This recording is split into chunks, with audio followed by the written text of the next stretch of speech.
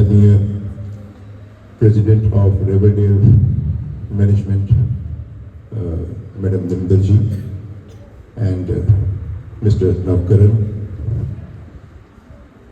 बहुत ही सम्माननीय माता पिता जी और हमारे स्कूल के पुराने बच्चे जो आज सम्मान लेने के लिए यहाँ पर हमारे पास आए हैं, बाकियों को प्रेरित करने के लिए यहाँ पर आए हैं, और वो बच्चे जिन्होंने मेहनत करके अपनी क्लासेस में से उत्तीर्ण होकर अगली कक्षा के लिए तैयार होने के लिए, रिजल्ट हासिल करने के लिए यहाँ पर आए हैं, आप सबको मेरा प्रणाम, बहुत बहुत सत श्री अकाल। और आप सबका दिल की गहराइयों से हम यहाँ पर स्वागत करते हैं, अभिनंदन करते हैं। आज वाकई में बहुत ही खुशी का दिन है, जबकि हम बच्चों की मेहनत को, उनकी सफलता को, उनकी कामयाबी को सेलिब्रेट कर रहे हैं, उसका जश्न मना रहे हैं। तो वो सफलता जो मेहनत के बाद हासिल होती है, कुर्बानियों के बाद हासिल होती है, सीख कर हासिल होती है, बेहतर बनकर हासिल होती है, कमियों को दूर करके हासिल होती है, कमजोरियों के ऊपर विजय पाकर हासिल होती है, इस प्रकार की सफलता को वाकई में सेलिब्रेट तो करना चाहिए, उसका जश्न भी होना चाहिए। वही सेलिब्रेशन आज हम यहाँ पर कर रहे हैं। हमारे बच्चों ने, सभी क्लासेस के बच्चों ने बहुत मेहनत की। शुरुआत में हम भी थोड़ा घबरा गए क्योंकि मुश्किलें बहुत ज़्यादा आई, और आप सभी इस बात से भली भांति वाकिफ़ हैं कि ये पूरे का पूरा जो एकेडमिक सेशन रहा, इसमें कई कारणों करके जो काम में निरंतरता होती है उसमें बार बार बाधा पड़ी।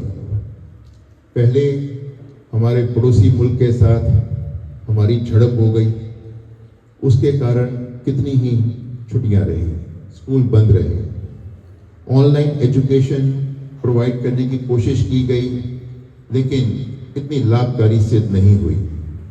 वो काम जो 15 दिन में करवाया गया, उसको दोबारा फिर से करवाना पड़ा। उसके बाद कुछ ईश्वर की त्रासदी, डिजास्टर जो था, उसका भी सामना करना पड़ा। बाढ़ आ गई, तो बाढ़ के कारण भी बहुत देर तक स्कूल बंद रहे। उसमें भी जिस प्रकार की निरंतरता बननी चाहिए थी, वो बन नहीं पाई। मौसम जो है, उसमें जो एक साइकिल होता है, वो साइकिल भी अब कहीं ना कहीं ऊंचे नीचे हो गया। सर्दियों की छुट्टियां आई जो कि मुश्किल से 8 या 9 दिन की थी, वो छुट्टियां हमें लगभग 1.25 महीना, 1.5 महीना करनी पड़ी, क्योंकि वो सर्दी ही इतनी लंबी हो गई। तब भी हमारा स्कूल बहुत देर तक बंद रहा। उसके बावजूद अध्यापकों ने बहुत कड़ी मेहनत की और बच्चों ने सहयोग दिया। विशेष तौर पर जब इम्तिहान शुरू होने वाले थे, तो बच्चों ने भी अपनी जिम्मेवारी को समझना शुरू किया, मेहनत की, और लगभग सारे के सारे बच्चे आज जैसे 3rd to 9th तक का रिजल्ट है और 11th स्टैंडर्ड तक का रिजल्ट है, तो लगभग सभी क्लासेस में कुछ एक बच्चों को छोड़कर 99% बच्चे हैं जिन्होंने अपना इम्तिहान सफलतापूर्वक अपनी मेहनत के साथ कामयाबी हासिल की है, इम्तिहान को पास किया है। किसी बच्चे को 1 नंबर भी ग्रेस मार्क्स नहीं दिया गया।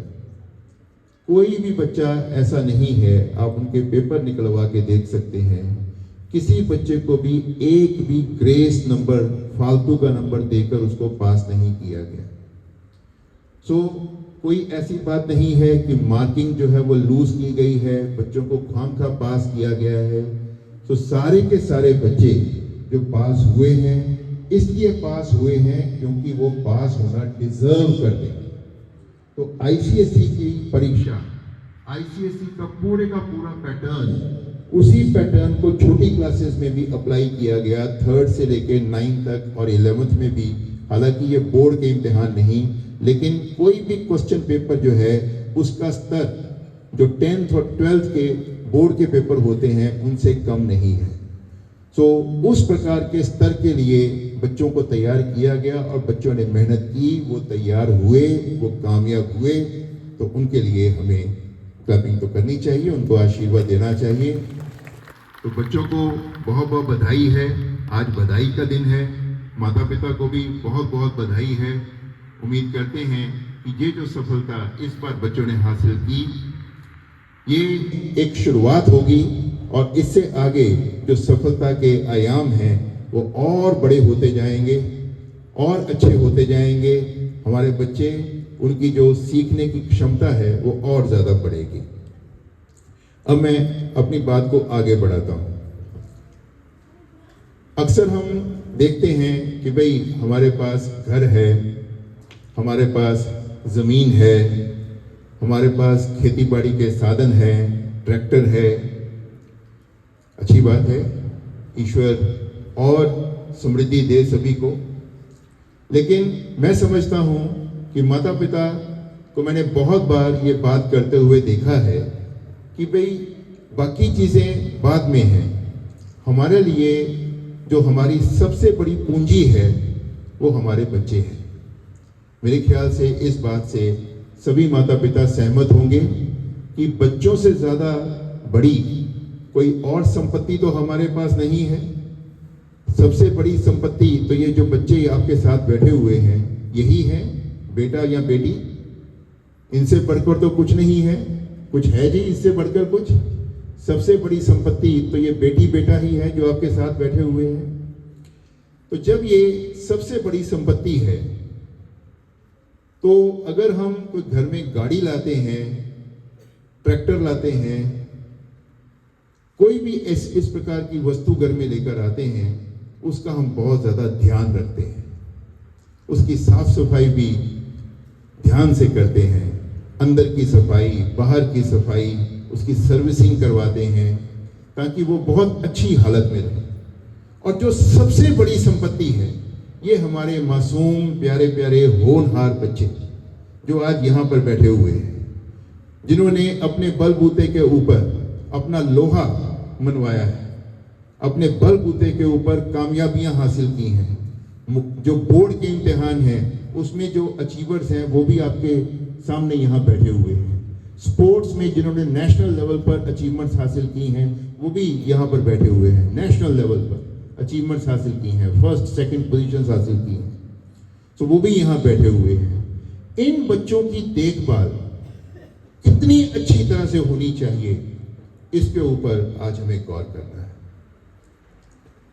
जब भी हम किसी चीज के बारे में किसी चीज के बारे में ये सोचते हैं कि इसको संभाल के रखना है, ये बहुत कीमती है, तो ये जो अनमोल बच्चे हैं जो किसी भी कीमत से आगे हैं, इनकी कितनी देखभाल होनी चाहिए।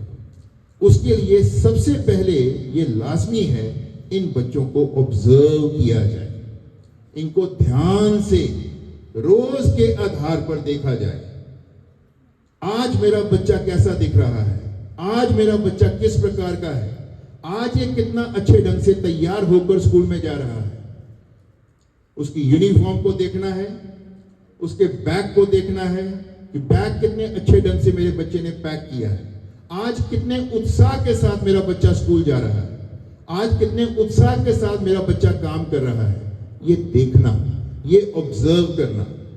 वो ढीला डाला है, सुस्ती दिखा रहा है, काम करने में कोई ना कोई बहाना बना रहा है, इसका मतलब उसके ऊपर ज्यादा मेहनत की आवश्यकता है, उसके ऊपर और काम करने की आवश्यकता है। उत्साह में कमी बिल्कुल नहीं आनी चाहिए।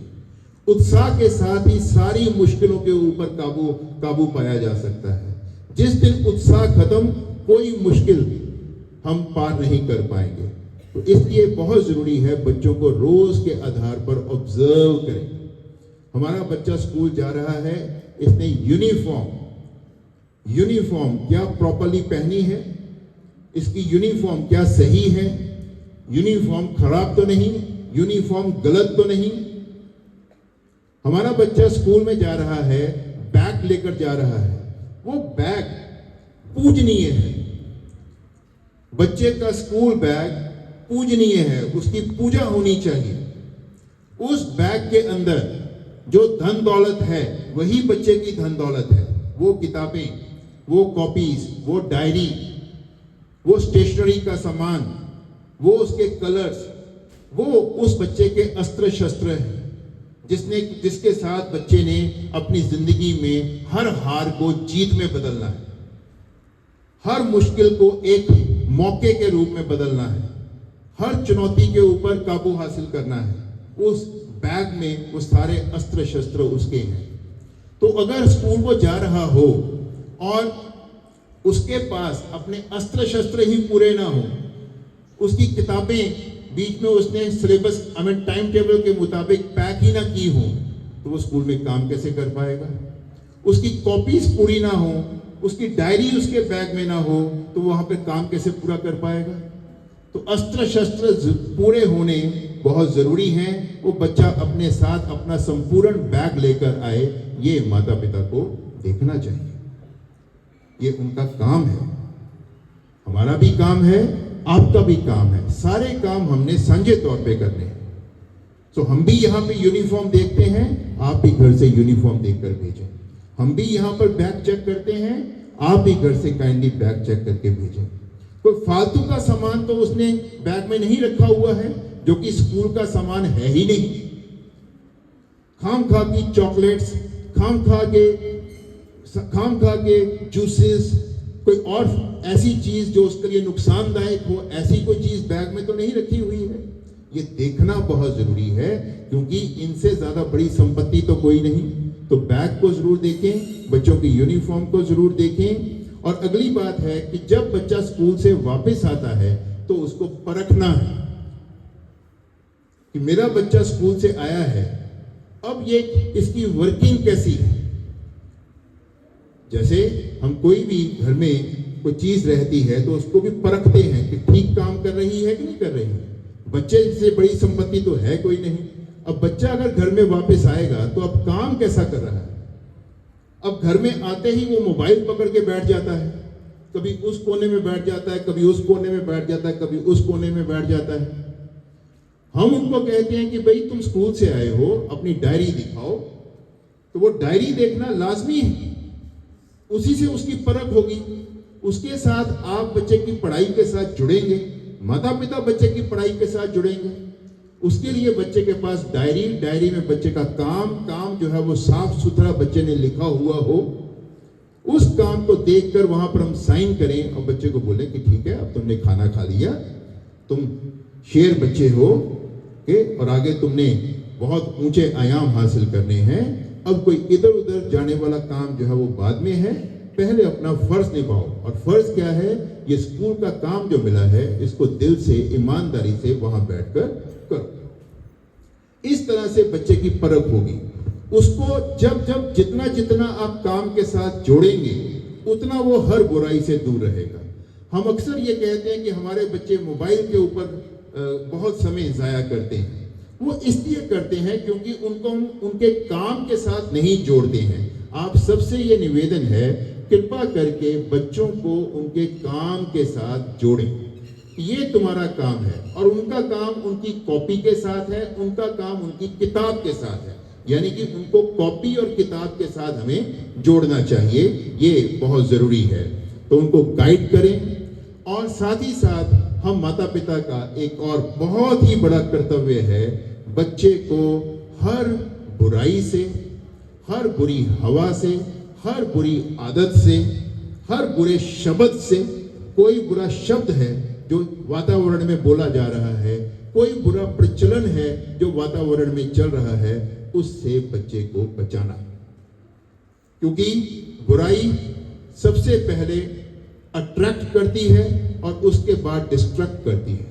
पहले बुराई आकर्षित करती है और बाद में तबाह करती है। सो ये जो बच्चे हैं अभी ये बुराई के प्रति आकर्षित हो जाते हैं। तो हम माता पिता हैं, ज्यादा तजुर्बेकार हैं, जिंदगी को देखा है। जब हम ज्यादा तजुर्बेकार हैं, हमने जिंदगी को देखा है, तो हमने हर बुराई से बच्चे को बचाना है। मोबाइल भी एक बुराई है, और एक और जो बहुत बड़ी बुराई जिसने कि हमारे बच्चों को बहुत ज्यादा नुकसान पहुंचाया है, वो ये है कि भाई तुमने कुछ नहीं करना, तुमने 12वीं करनी है और तुमने विदेश चले जाना है।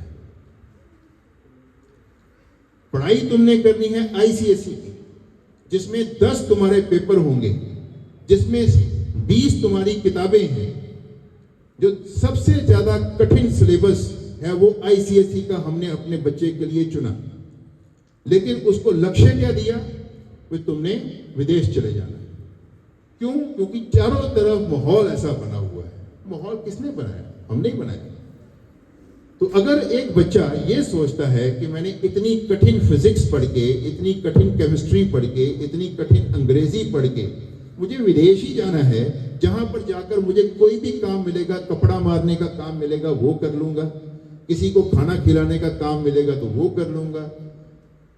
कोई काम बुरा नहीं मैं कह रहा, लेकिन पॉइंट ये है कि अगर यही काम करने हैं तो उसके लिए फिजिक्स, केमिस्ट्री, मैथमेटिक्स, बायोलॉजी, इतने कठिन सब्जेक्ट, इतना कठिन सिलेबस पढ़ने की क्या आवश्यकता। और अगर ये चीजें पढ़नी है तो लक्ष्य भी तो बड़ा होना चाहिए। वो लक्ष्य छोटा हो और काम बड़ा हो, ये कहां का इंसाफ हुआ? अगर काम बड़ा है तो फिर लक्ष्य भी बड़ा होना चाहिए। इस बात से सभी माता पिता सहमत हैं कि नहीं है कि अगर काम बड़ा है तो लक्ष्य भी बड़ा होना चाहिए।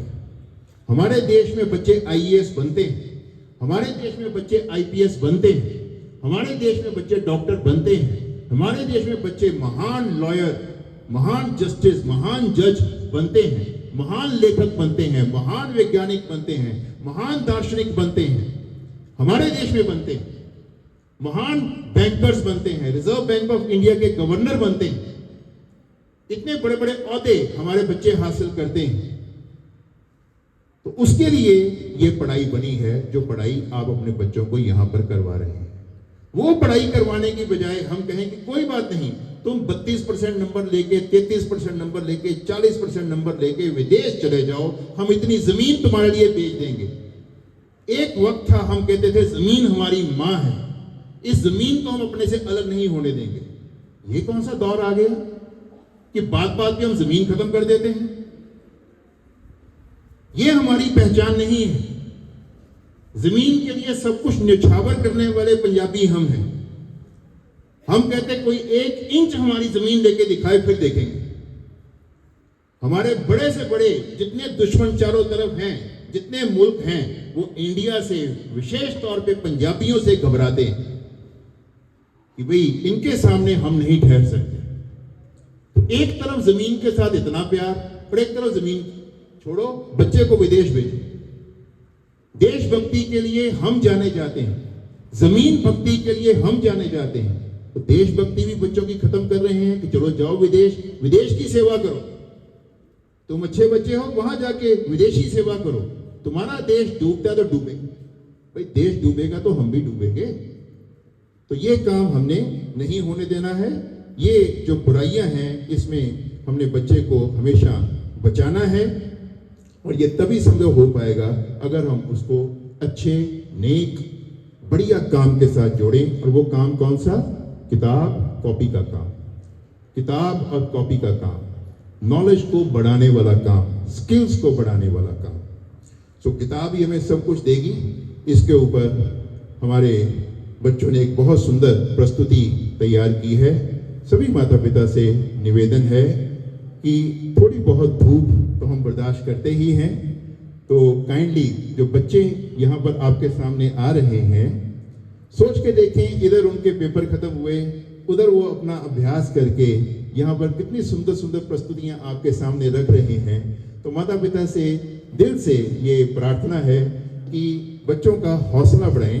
उन्होंने बहुत मेहनत की है, उनकी जो प्रस्तुतियाँ हैं उनको बहुत ही ठहराव के साथ सभी माता पिता देखें, उसका आनंद लें। बहुत ही रचनात्मक, दिल को छूने वाली प्रस्तुतियां हैं। अगर हम ध्यानपूर्वक देखेंगे तो वाकई में आप दिल से इनको आशीर्वाद जरूर देंगे। मुझे उम्मीद है जी कि पूरी तैयारी है जी, पूरी तैयारी हो गई, राइट।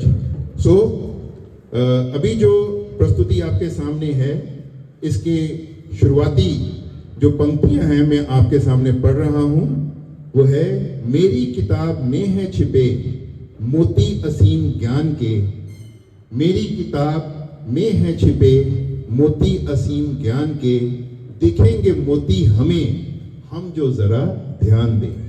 सो सभी बच्चों के लिए ये जरूरी है कि उनकी किताबों के अंदर जो मोती छिपे हैं उसकी तरफ ध्यान दें, तो वही उसी में उनको मोती, हीरे सब कुछ मिलेंगे। यस।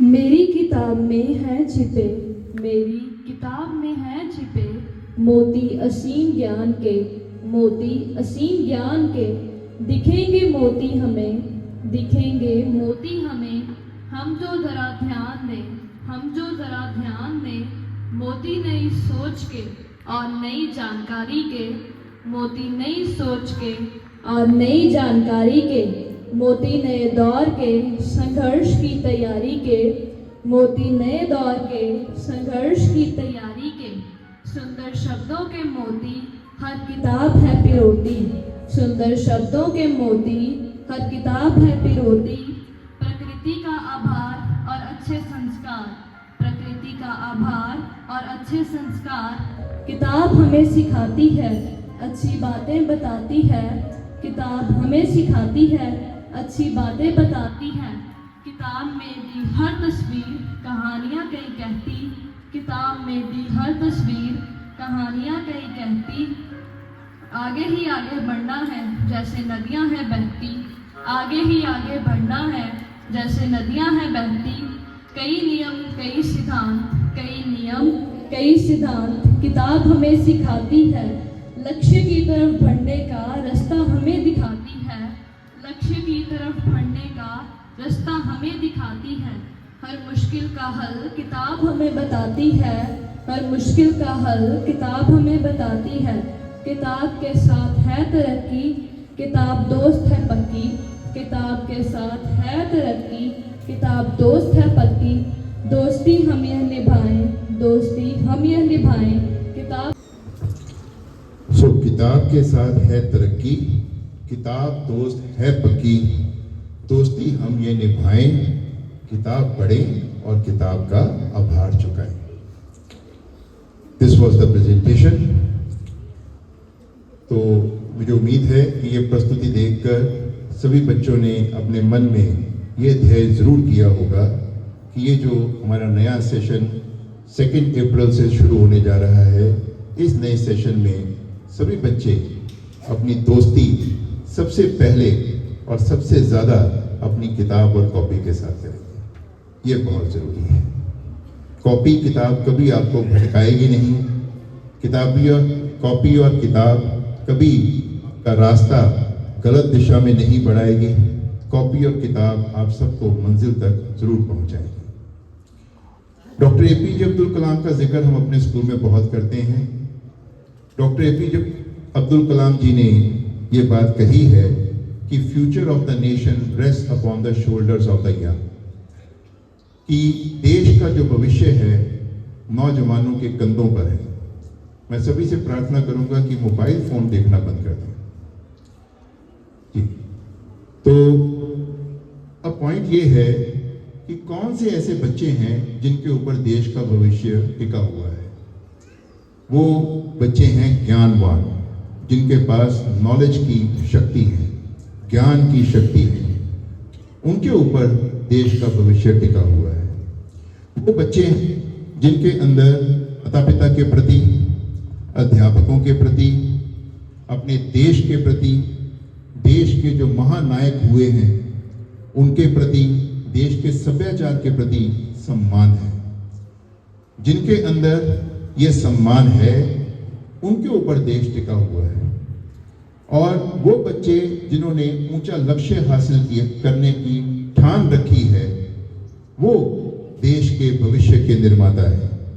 जो बच्चे कड़ी मेहनत करने वाले, कड़े परिश्रम करने वाले, अपने लक्ष्य को हासिल करने के लिए कोई भी कुर्बानी देने वाले बच्चे हैं, उनके ऊपर देश टिका हुआ है।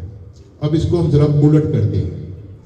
अगर ये बच्चे जिनको कि देश का भविष्य संभालना है, अगर वो बच्चे ज्ञान से कोसों दूर हो, अगर वो बच्चे किसी का सम्मान करने वाले ना हो, बड़ों का अपमान करें, अपने देश का अपमान करें, देश के महानायकों का अपमान करें, देश के सभ्याचार का अपमान करें, उनका अपने आप में कोई लक्ष्य ना हो, अपनी जिंदगी को जाया कर रहे हों, अपने समय को जाया कर रहे हों, आलस का शिकार हों, आलस की दलदल में पूरी तरह से ग्रस्त हों, अगर इस प्रकार के बच्चे होंगे तो देश कैसा होगा, भविष्य कैसा होगा, समाज कैसा होगा, इसके ऊपर हमें विचार करना है।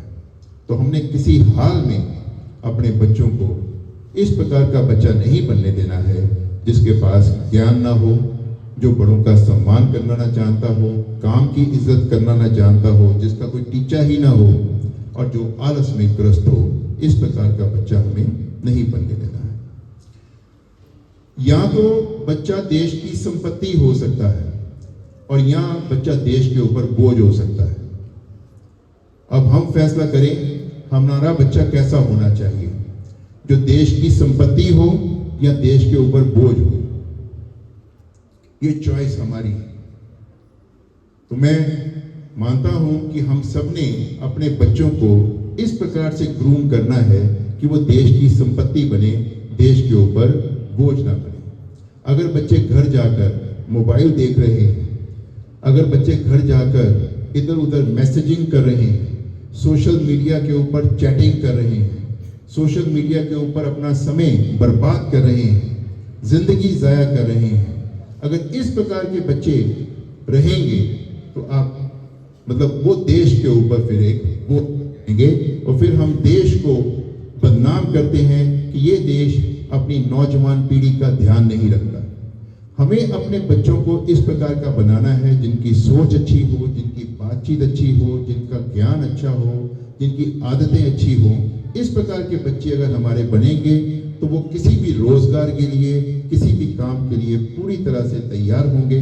वो कभी भी देश के ऊपर बोझ नहीं बनेंगे। सो देश को बदनाम करना अच्छी बात नहीं। हमारा देश हमें सब कुछ दे रहा है। ये हवा जो हम ले रहे हैं ये देश की है, पानी देश का है, रोटी देश की है, जमीन देश की है। इस देश ने ही आज तक हमें जिंदगी दी है, आगे और अच्छी जिंदगी देगा। सो देश के बारे में अच्छी राय बनाते हुए हमने बच्चों को ग्रूम करना है। कई बार स्कूल में बहुत निराशा होती है। वो निराशा कब होती है? सुबह असेंबली होती है, असेंबली में राष्ट्रीय गान होता है, नेशनल एंथम होता है, लगभग हर रोज होता है। लेकिन बहुत सारे ऐसे बच्चे हैं जिनको कहना पड़ता है भाई नेशनल एंथम गाओ, जनगण मन देश दिल से गाओ, जोश से गाओ। ये जनगण मन जो है ये आपको अपने देश के साथ जोड़ता है, अपनी मिट्टी के साथ जोड़ता है। बहुत सारे बच्चे ऐसे हैं जब कोई मेरे ऑफिस में आते हैं मैं उनको बोलता हूं नेशनल एंथम गा के सुनाओ। बहुत सारे बच्चों को नेशनल एंथम आता ही नहीं होता। हम जितने भी बड़े बड़े मुकाबलों की बात करते हैं, जब हम उन मुकाबलों में जीत हासिल करते हैं, गोल्ड मेडल हासिल करते हैं, तो देश का राष्ट्रीय गान बजता है। चाहे अलग अलग देशों के मुकाबले हो, ओलंपिक हो, कोई भी वर्ल्ड चैंपियनशिप हो, उसमें अगर इंडिया की टीम जीतती है तो हमारा जो राष्ट्रीय गान है वो वहां पर बजाया जाता है। ये कितने बड़े सम्मान की बात होती है। तो अगर हम देश के बारे में नहीं सोचेंगे तो काम क्या करेंगे? आप सोच के देखें, आज हमारा बच्चा लॉयर बनता है और वो लोगों की सेवा करने की बजाय किसी प्रकार की करप्शन को अपने दिमाग में रखता है, तो कैसे देश का भला होगा? तो देश का भला जो जो सोचेगा वो देश की संपत्ति बनेगा, देश का गौरव बनेगा। तो हमने अपने बच्चों को इस प्रकार से ग्रूम करना है कि हमारे बच्चों को देश के साथ प्यार जरूर हो, ये मेरी आप सबसे प्रार्थना है। स्कूल में बच्चों को पूरे मौके मिलते हैं कि भाई वो स्कूल रोज आए, डिसिप्लिन सीखें। डिसिप्लिन के ऊपर भी गौर किया जाता है, किताबों के साथ जोड़ने का पूरा प्रयास रहता है। 2 लाइब्रेरीज हैं स्कूल में, एक ऊपर है एक नीचे है। 7-8 हजार किताबें हैं वहां पर। हर साल 1000 से 1500 नई किताबें लाइब्रेरी में रखी जाती हैं ताकि हमारे बच्चों को किताबों का शौक पड़े। आज भी आप क्लासेस में जाएंगे तो बहुत से ऐसे बच्चे हैं जिनको प्राइज दिया जाएगा क्योंकि उन्होंने साल भर में बहुत सारी किताबें पढ़ी और उनके ऊपर बहुत सारी गतिविधियों में भाग लिया। ये सारे मौके बच्चों को मिलते हैं कि बच्चे खूब सीखें, अपने पैरों पे खड़े हों, अपने देश के लिए, परिवार के लिए अच्छा काम करें। ये 7 मौके उनको स्कूल में मिलते हैं, उसके लिए उनको तैयार भी किया जाता है। तो आपसे भी ये प्रार्थना है, आप भी स्कूल के साथ कंधे के साथ कंधा मिलाकर चलें और हम अपने बच्चों को बहुत ऊंचाइयों तक लेकर जाएं। अगर हम बच्चों को मेहनती बनाएंगे तो बच्चों को मेहनत करनी जरूर आ जाएगी। कोई भी काम, अब आप तो इस बात का प्रतीक हैं, जितने भी यहाँ पर बच्चों के माता पिता बैठे हुए हैं, आप लोग जैसे ज्यादातर खेती बाड़ी करते हैं। ये जरूरी नहीं कि आपने खेती बाड़ी में बीएससी की हो, एमएससी की हो या पीएचडी की हो। हालांकि कोई इस प्रकार की ट्रेनिंग अगर हमने नहीं भी ली है तो भी मिट्टी की पहचान आपने काम करते करते सीख ली। एक बंजर धरती को भी उपजाऊ जमीन कैसे बनाना है वो आपने सीख लिया क्योंकि आपने मेहनत की। तो ये बच्चे जो हैं अगर ये काम करेंगे तो मैथमेटिक्स भी आ जाएगा, ये काम करेंगे तो इनको फिजिक्स भी आ जाएगी, ये काम करेंगे तो इनके शब्दों का ज्ञान भी बहुत ज्यादा हो जाएगा, अंग्रेजी बोलनी भी आ जाएगी, सब कुछ आ जाएगा अगर ये काम करेंगे। तो काम करेंगे तो काम करना आएगा और अगर काम करेंगे ही नहीं तो काम करना नहीं आएगा।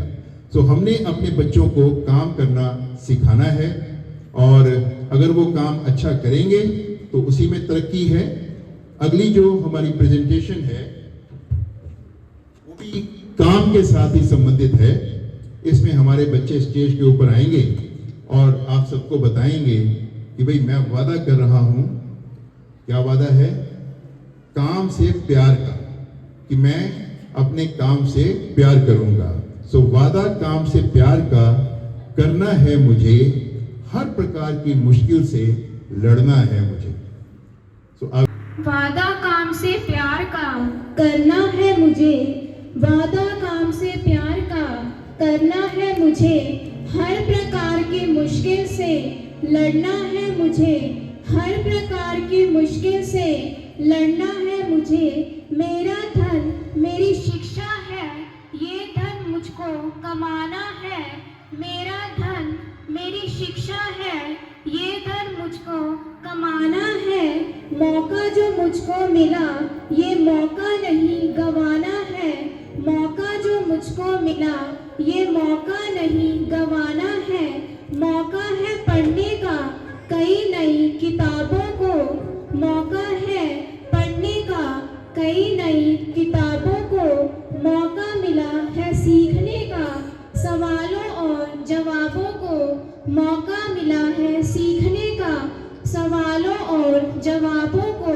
वादा मेरा है मुझसे आज, सुने सभी मेरी आवाज, वादा मेरा है मुझसे आज, सुने सभी मेरी आवाज। किताबों को पढ़ेंगे ध्यान से, किताबें जो मुझको ज्ञान दे, किताबों को पढ़ेंगे ध्यान से, किताबें जो मुझको ज्ञान दे। मुश्किलों को अपनी नोट करके पूछूंगा टीचर से सवाल, मुश्किलों को अपनी नोट करके पूछूंगा टीचर से सवाल। इस तरह से सीखूंगा अपनी कक्षा में इस साल, इस तरह से सीखूंगा अपनी कक्षा में इस साल। टीचर की हर बात सुनूंगा, हर शब्द पर ध्यान दूंगा, टीचर की हर बात सुनूंगा, हर शब्द पर ध्यान दूंगा। ये जो काम सोचा है मैंने, उस काम से मेरा रहेगा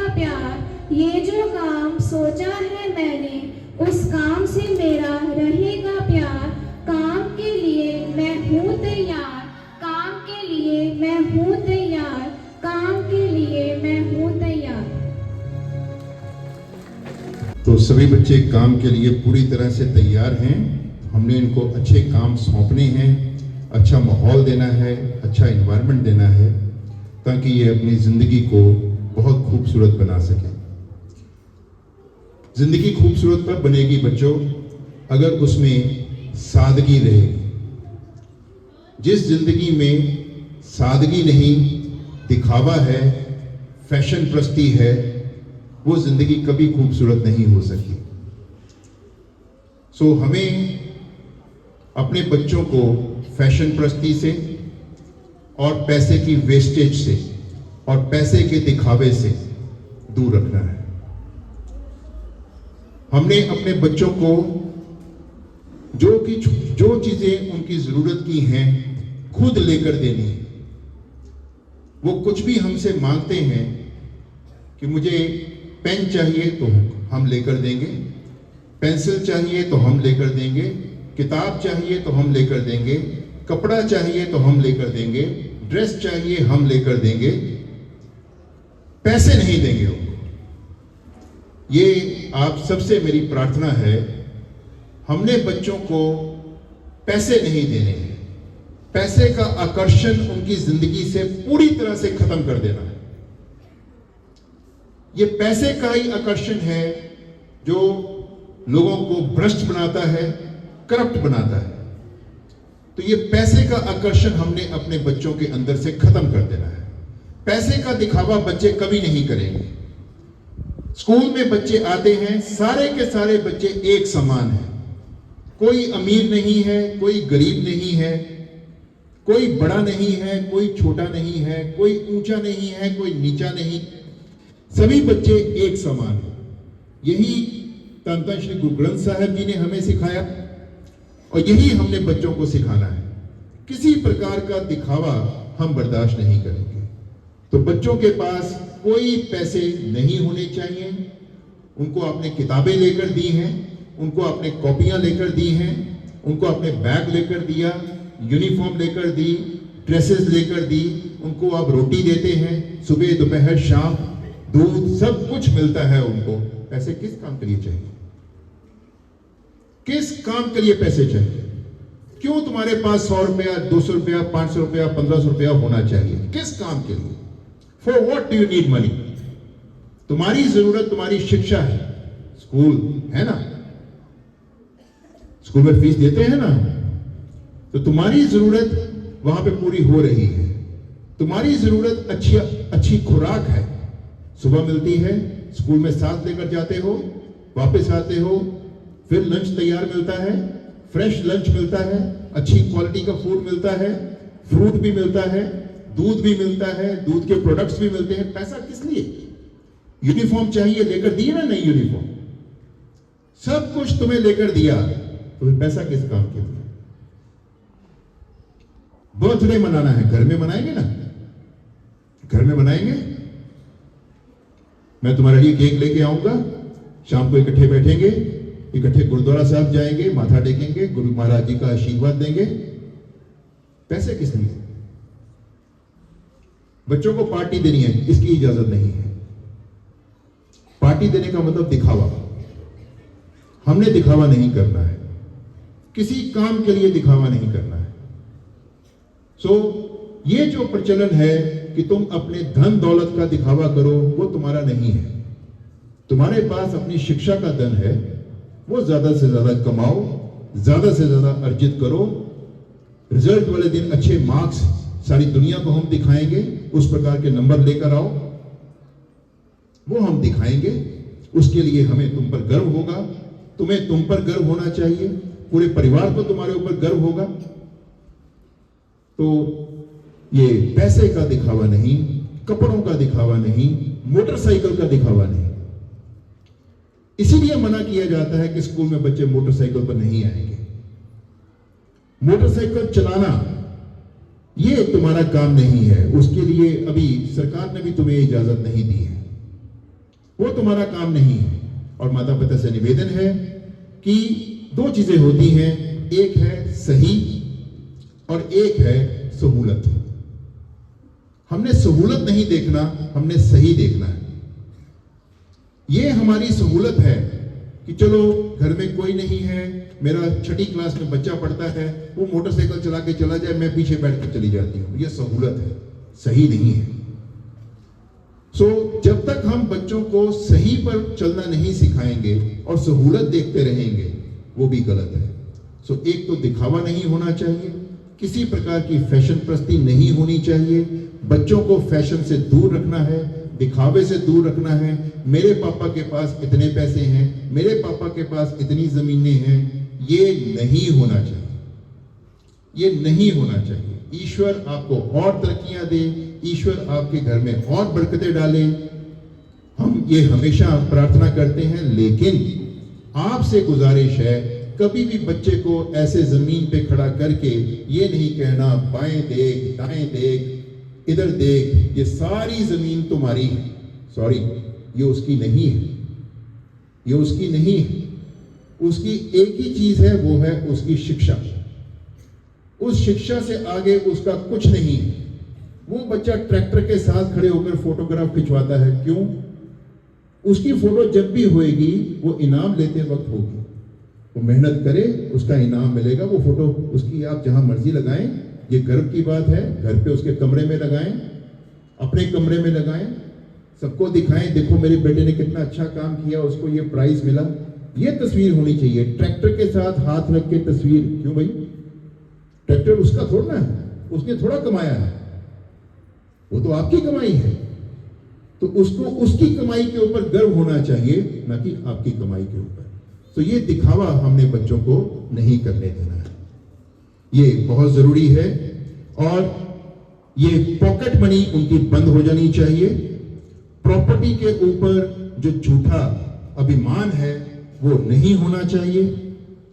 और एक और महत्वपूर्ण बात जो मैंने आप सबके साथ साझी करनी है, वो ये है, जिस विद्यालय को आपने चुन, आज आपका बच्चा इस विद्यालय में पढ़ रहा है, कल आपका मन बदल जाता है, आप किसी और विद्यालय में बच्चे को डालते हैं।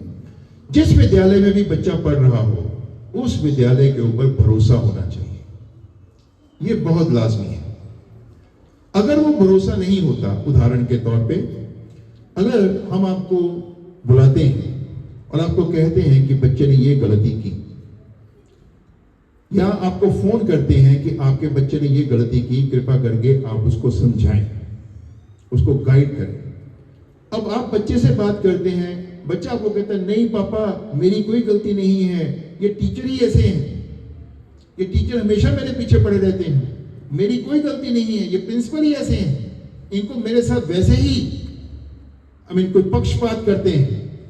स्कूल को बदनाम कर दिया, अध्यापक को बदनाम कर दिया, प्रिंसिपल को बदनाम कर दिया, सारे माहौल को, स्कूल के माहौल को आपके बच्चे ने आपके सामने जो प्रस्तुत किया, वो सब कुछ खराब उसका प्रदर्शन रहा, और आपने उसके ऊपर भरोसा कर लिया।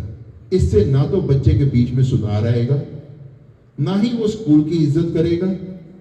क्योंकि आपने भी, अगर बच्चे ने जो गलत तस्वीर आपको स्कूल की दिखाई, आपने उसका साथ दिया, स्कूल प्रिंसिपल का साथ नहीं दिया, स्कूल के क्लास टीचर का साथ नहीं दिया, अध्यापक का साथ नहीं दिया, तो वो सभी लोग जिनके सुपुर्द आपने अपने बच्चे को किया है कि आपके बच्चे को राष्ट्र की संपत्ति बनाया जाए, आपके बच्चे को राष्ट्र की संपत्ति बनाया जाए, वो कैसे बनाया जाए, कैसे संभव होगा? बच्चे के दिल में उस अध्यापक का सम्मान ही खत्म हो गया। इसलिए ये बहुत जरूरी है, जिस स्कूल में बच्चा पढ़ता है उस स्कूल में हमारा फेथ, हमारा ट्रस्ट, हमारा भरोसा बाकायदा रहना चाहिए। अगर आपको लगता है कि ये स्कूल पक्षपात करने वाला है, ये यहां पर जो अध्यापक हैं वो पक्षपात करते हैं, वो सबको एक समान ट्रीट नहीं करते हैं, तो 1 साल के बाद बच्चे का स्कूल बदल लेना चाहिए। फिर वहां पर बच्चे को नहीं पढ़ाना चाहिए, और अगर पढ़ाना है तो जो स्कूल कहता है उसको मानना भी चाहिए। क्योंकि अगर हम और आप मिलकर चलेंगे तो हम बच्चे की हर गलती के लिए उसको जवाबदेह बनाएंगे। नहीं तो बच्चा गलतियां करता रहेगा और जवाबदेह हम एक दूसरे को बनाते रहेंगे, और बच्चे का कोई लाभ नहीं हो पाएगा। इसलिए फिर से बच्चे के ऊपर हमने भरोसा जरूर करना है। और जब बच्चे स्कूल के ऊपर भरोसा खत्म हो गया तो स्कूल का सम्मान भी खत्म हो गया, स्कूल की इज्जत भी खत्म हो गई। स्कूल के जो रूल्स हैं उन रूल्स का भी कोई आदर नहीं करेगा। तो मैं उम्मीद करता हूं कि आज बहुत भारी गिनती में यहाँ पर पेरेंट्स हैं।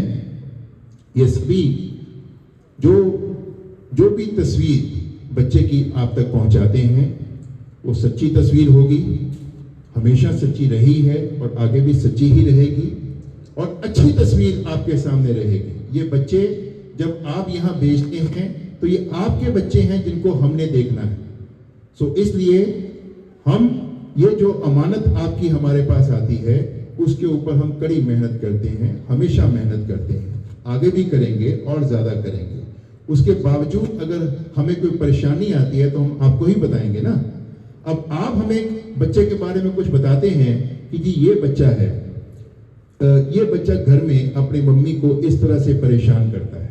कभी हमने आपको कहा उसकी सीसीटीवी फुटेज दिखाएं, बताएं कहां इसने मम्मी को परेशान किया। जब सीसीटीवी फुटेज दिखाएंगे फिर हम भरोसा करेंगे। हमसे तो हर बात की सीसीटीवी फुटेज मांगी जाती है। दिखाएं जी कहां बच्चे ने दूसरे बच्चे को मारा, दिखाएं जी कहां इस बच्चे ने दूसरे बच्चे के साथ कोई गलत शब्द बोला, दिखाएं जी कहां इस बच्चे ने अध्यापक के साथ बदतमीजी में बात की। सीसीटीवी दिखाओ, कैमरा दिखाओ। अब हम सारा दिन कैमरा ढूंढते रहे, सारे काम छोड़ें और कैमरा ढूंढें। ओ उसके पापा को दिखाना है जी, तो भरोसा कहां है? अगर सीसीटीवी फुटेज दिखाकर हमें सबूत साथ में इकट्ठे करने हैं तो हम स्कूल चला रहे हैं, कोई अदालत या थाना नहीं चला रहे। ये स्कूल है, ये भरोसे पर चलता है। आप हमें कहते हैं आपका बच्चा घर में जाकर इस प्रकार की भाषा बोलता है, ये अच्छी बात नहीं। हम उसके ऊपर मेहनत करेंगे, हमारा काम है। आपका बच्चा घर जाके सर होमवर्क नहीं करता है, बार बार मम्मी समझाते हैं, कहना नहीं मानता है, तो हम उसको समझाएंगे, पहल के आधार पर समझाएंगे, क्योंकि वो हमारा काम है। हम कभी आपसे ये नहीं कहेंगे आप कैसे कह सकते हैं जी हमारा बच्चा ऐसे गलती करता है, सवाल ही पता नहीं होता। ये भरोसा है हमारा आपके ऊपर, पूरा अटूट भरोसा है आपके ऊपर। आप जो तस्वीर बच्चे की हमें दिखाएंगे वो सही तस्वीर है, क्योंकि आप बच्चे के माता पिता हैं। इसी तरह से हम बच्चे के अध्यापक हैं, वो हमारा भी बच्चा है। हम अपने बच्चे की गलत तस्वीर आपके तक क्यों पहुंचाएंगे? हम चाहते हैं हम मिलकर बच्चे को एक आदर्श विद्यार्थी, आदर्श नागरिक आने वाले युग का हम बनाएं, उसमें हम एक दूसरे का सहयोग दें। ये हम आपसे अपेक्षा करते हैं। अब हमारे बच्चे आपके सामने आएंगे और एक प्रस्तुति पेश करेंगे। उस प्रस्तुति की 4 पंक्तियां हैं, वो मैं यहाँ पर बोलने जा रहा हूँ। मेरे ख्याल से बच्चे तैयार हो चुके होंगे। यस, ये पंक्तियां हैं। खुद के अंदर झांक कर, अच्छी तरह पहचान कर, हर बुराई को करना है दूर हर हाल में जरूर। तो हर बुराई को दूर करना है। इसके ऊपर बच्चों ने बहुत ही खूबसूरत प्रस्तुति तैयार की है। प्लीज इन बच्चों का हौसला जाए। बहुत बहुत शुक्रिया, थैंक यू।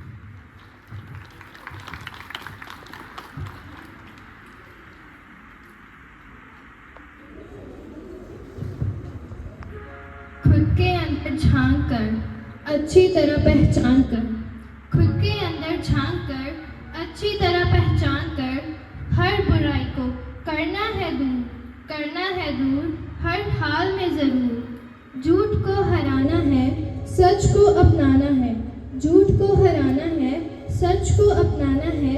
आलस का स्थान मेहनत को दिलाना है, आलस का स्थान मेहनत को दिलाना है। मुझको नहीं करनी है मौज मस्ती, मुझको नहीं करनी है मौज मस्ती। खुद में जगानी है ऐसी शक्ति, खुद में जगानी है ऐसी शक्ति कि बेहतर और बेहतर मैं बन जाऊं, कि बेहतर और बेहतर मैं बन जाऊं और अपने देश के काम आऊं, और अपने देश के काम आऊं। मेरा ये लक्ष्य है, इस लक्ष्य को पाना है। मेरा ये लक्ष्य है, इस लक्ष्य को पाना है। और खुद को अब मैंने देश का गौरव बनाना है, और खुद को अब मैंने देश का गौरव बनाना है, देश का गौरव बनाना है, देश का गौरव बनाना है।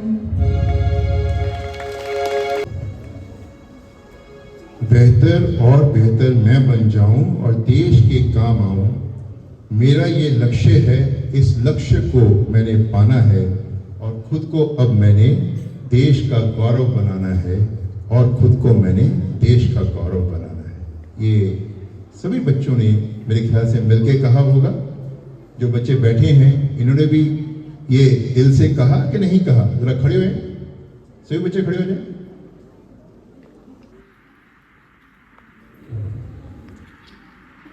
जरा प्लीज पीछे दोहराएं, हैंड ऑन योर हार्ट। बेहतर और बेहतर मैं बन जाऊं। सभी बच्चे प्लीज दिल से बोलेंगे, बेहतर और बेहतर मैं बन जाऊं और अपने देश के काम आऊं।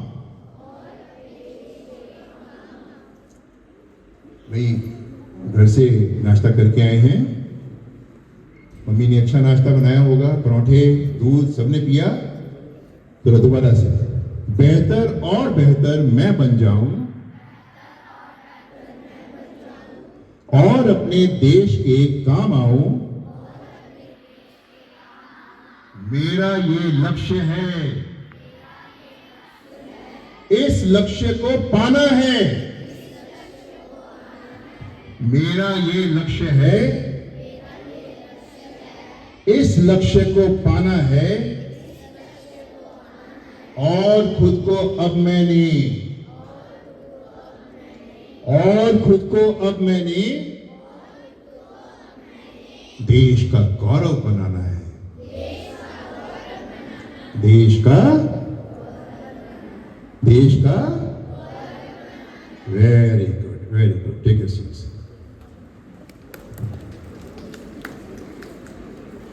अब बच्चों को एक कहानी सुनाते हैं, सभी बच्चे ध्यान से सुने। तो गर्मी तो नहीं लग रही किसी को?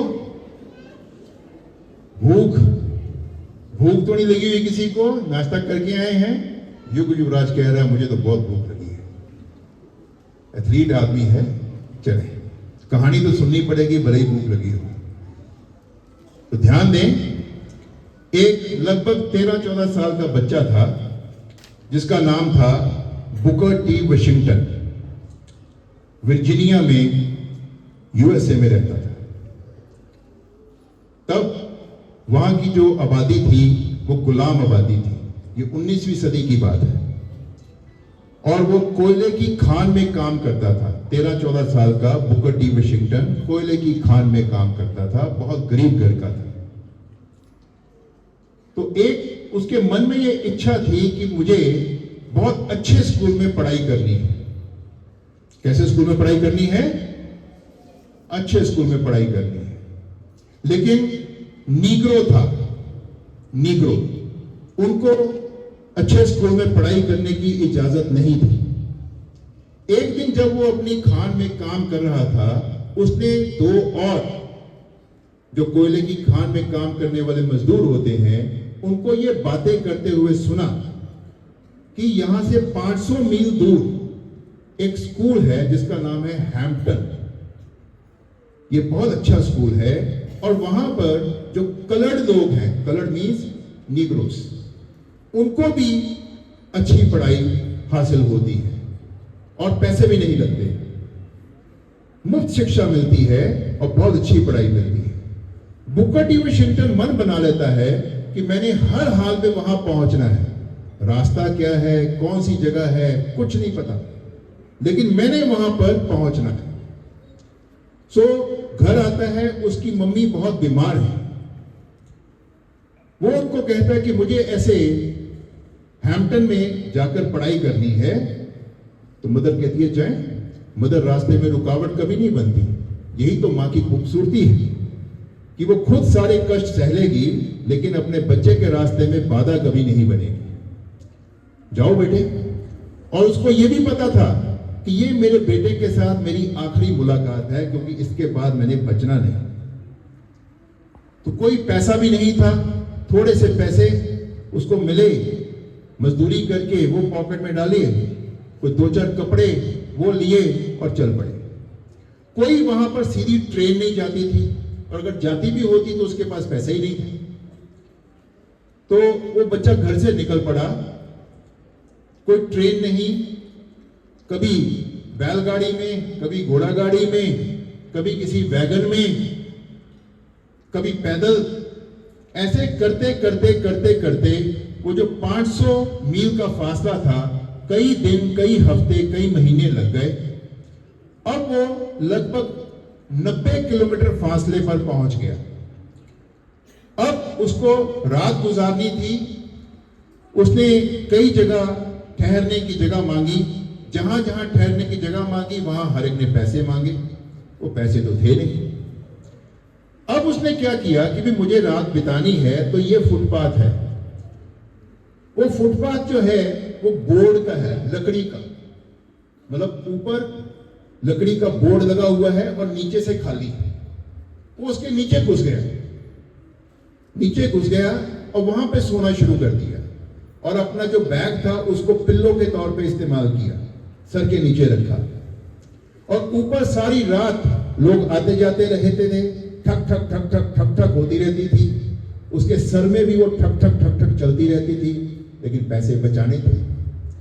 वहां पर एक अंग्रेज थे, वो अंग्रेज शिप में काम करते थे, उनको कुछ मजदूरों की जरूरत थी सामान को रखने के लिए और उतारने के लिए। ये 13-14 साल का बच्चा वहां गया कि जी मैं ये यहां पे मजदूरी कर सकता हूं, कर लो।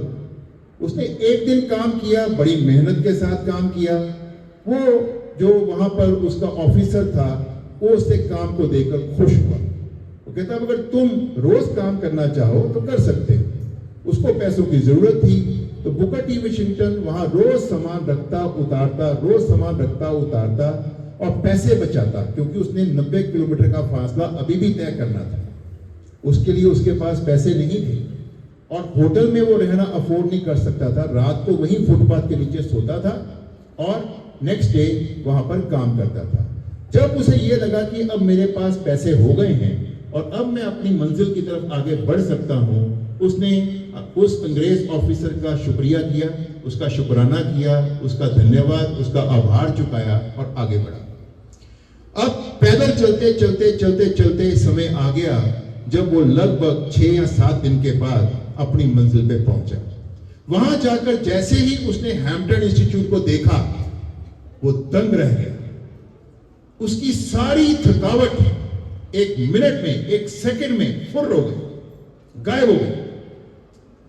कि उसने देखा कि मेरे सामने एक विद्यालय है जहां पर मैंने शिक्षा हासिल करनी है। कितना सुंदर विद्यालय है, कितना प्यारा विद्यालय है, यहां पे मैं पढ़ूंगा, यहां मुझे पढ़ने का मौका मिलेगा।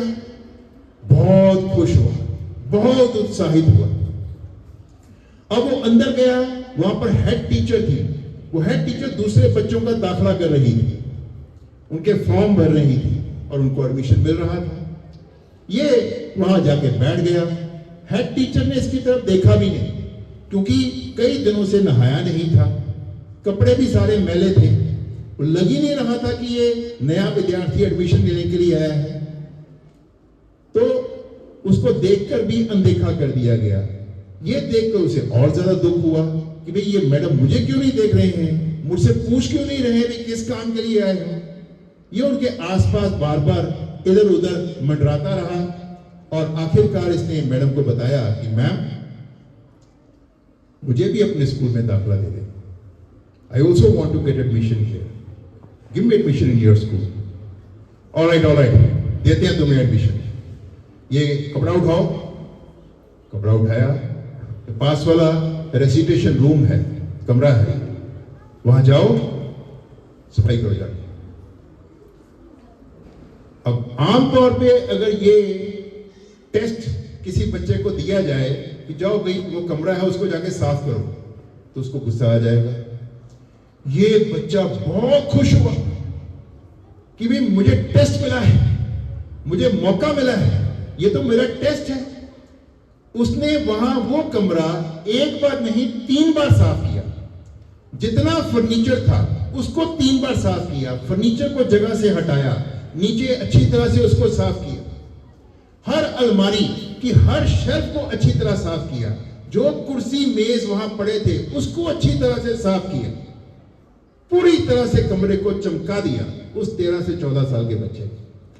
थोड़ी देर के बाद मैडम वहां पर आए, उन्होंने अच्छी तरह से कमरे को देखा, कमरा बिल्कुल चमचम कर रहा था, बहुत सुंदर लग रहा था। उन्होंने पॉकेट में से हैंकी निकाला और ऐसे हर जगह को रगड़ के देखा, कहीं पर भी एक धूल का कण भी नजर नहीं आया। उसने कहा ठीक है बुकर टी वाशिंगटन, तुम्हारा एडमिशन कंफर्म्ड, तुम्हारा एडमिशन हो गया।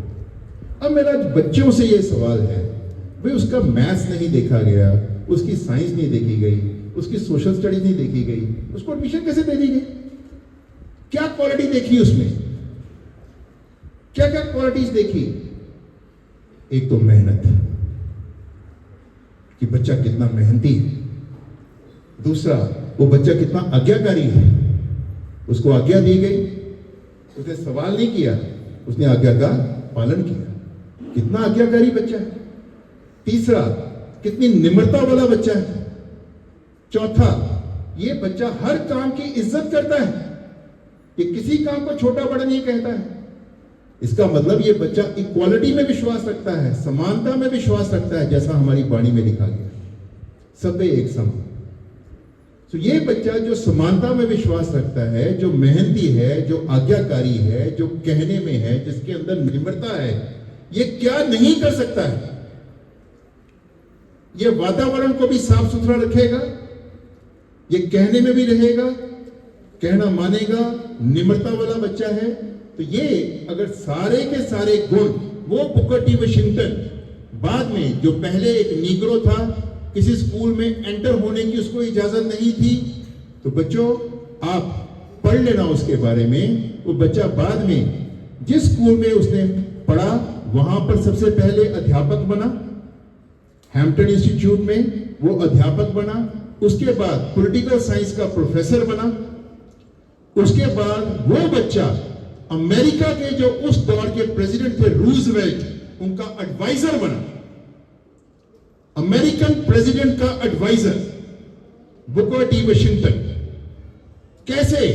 मेहनत के साथ, आज्ञाकारी होकर, विनम्र होकर, समानता में विश्वास रखकर और अपने अंदर ज्ञान की तड़प जगाकर, ज्ञान की भूख जगाकर, उसको ज्ञान की भूख थी कि मुझे ज्यादा से ज्यादा ज्ञान चाहिए, हर हाल में चाहिए।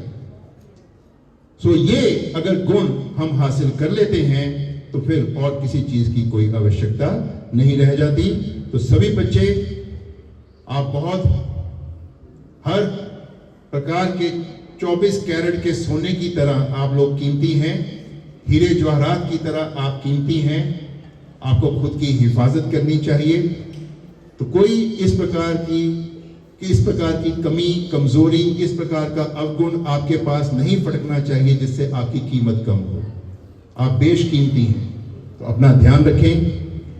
अब हमारे बच्चे आपके सामने एक और प्रस्तुति लेकर आएंगे, बहुत ही सुंदर प्रस्तुति है और इसमें वो माता पिता के सामने एक प्रार्थना भी करेंगे।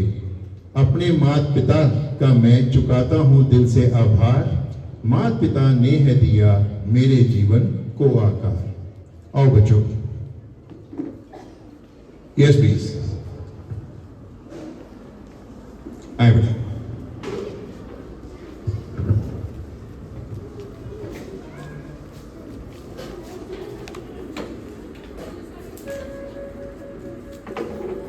ये हमारी आखिरी प्रस्तुति है, तो प्लीज सभी माता पिता से निवेदन है कि बड़े धीरज से इस प्रस्तुति का भी आनंद लें।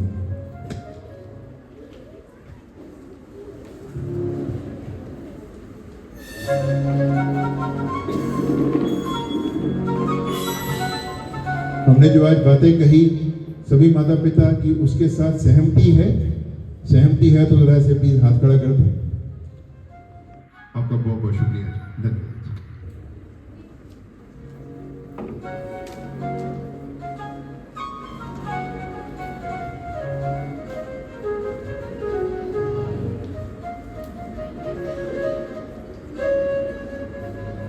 अपने माता पिता का मैं चुकाता हूँ दिल से आभार। माता पिता ने है दिया मेरे जीवन को आकार। माता पिता ने है दिया मेरे जीवन को आकार। माता पिता है प्रतीक बड़ी से बड़ी कुर्बानी का। माता पिता है प्रतीक बड़ी से बड़ी कुर्बानी का। माता पिता है आधार मेरे जीवन की कहानी का। माता पिता है आधार मेरे जीवन की कहानी का। माता पिता के मैं वारे वारे जाता हूँ कि माता पिता को मैं शत शत शीश निभाता हूँ कि माता पिता को मैं शत शत शीश निभाता हूँ। माता पिता से है मेरी छोटी सी प्रार्थना। माता पिता से है मेरी छोटी सी याचना। माता पिता से है मेरी छोटी सी याचना। मेरी शिक्षा को वो दें सबसे ऊपर की तरजीह। मेरी शिक्षा को वो दें सबसे ऊपर की तरजीह। मेरी शिक्षा को वो समझे मेरे सफल जीवन की नींव। मेरी शिक्षा को वो समझे मेरे सफल जीवन की नींव। मेरे स्कूल के काम को देखे वो जरूर। मेरे स्कूल के काम को देखे वो जरूर। इतना करने से मिलेगी मुझे प्रेरणा भरपूर। प्रेरित होके मैं उनका सपना सच कर दिखाऊंगा। अपने माता पिता की ओर देश के काम आऊंगा। अपने माता पिता की ओर देश के काम आऊंगा। अपने माता पिता की ओर देश के काम आऊंगा।